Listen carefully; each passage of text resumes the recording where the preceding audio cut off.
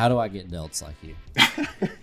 Thank you, first of all. Delts. I attribute my anterior delts to the year that I tore my pec in college. I was actually on a deload. Very easy, 4 sets of 5 deload. I remember hearing a towel rip in my chest, and then it was black, right? For a year, I couldn't do any horizontal pressing. Did you rehab it at all? I did the best I could, but I went to the AT doctor on campus. Okay.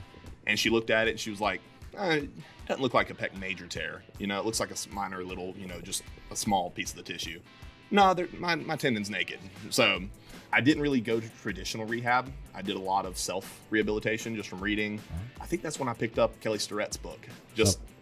Yeah, but I could do overhead pressing. My vertical pressing it wasn't affected by my pec tear. I did overhead pressing 3 times a week in conjunction with my other training. Ended up getting to a 315 1 rep max strict press. Mind, there was certain things that I was doing at the time that were not FDA, approved. I'm pretty open about that, but also just the consistency of that. I think that's what, my shoulders came from. It wasn't lateral raises, I'll tell you that. It wasn't upright rows. So silver lining in a very bad injury. Oh yeah, dude, because, and that was the year that I started getting more practical with my training, because if you think about it, yeah, I want to be big, but if somebody I love is trapped under something, it's likely I'm not going to be able to lay on the ground, put a belt on, put some, wrist straps on and press it horizontally. I'm going to have to get it into a position to press overhead.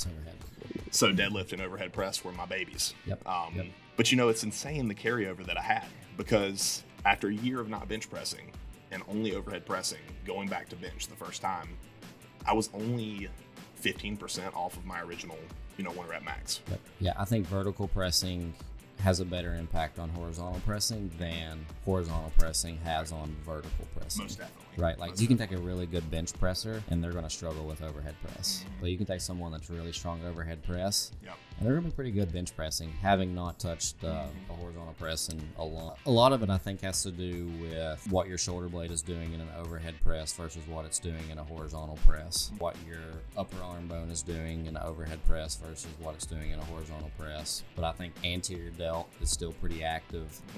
I love your brain, dude. Both of those movements. Yeah. Well, you're thinking biomechanics, yes, and I'm over here just thinking of muscular contraction and like what's stabilizing what. But I like that because I knew there was going to be a different kind of view on it. I agree. I totally agree with you. When I think of overhead press, I think of what angle are we bringing our elbow up to activate the long head of the tricep, and also that much weight over your head, stabilizing it, using your abdominal wall, if you're bracing your hips properly. It's engaging every aspect of your core so much that I think that's why, because you have a more stable base when you are bench pressing. Sure. It also includes a portion of the range of motion that bench doesn't, because of here to here is not here to here. Yep. That's kind of what I think of. For sure. So you got the anatomy, you got the soft tissue structures, you got the muscle tissue. There's a lot that goes into it.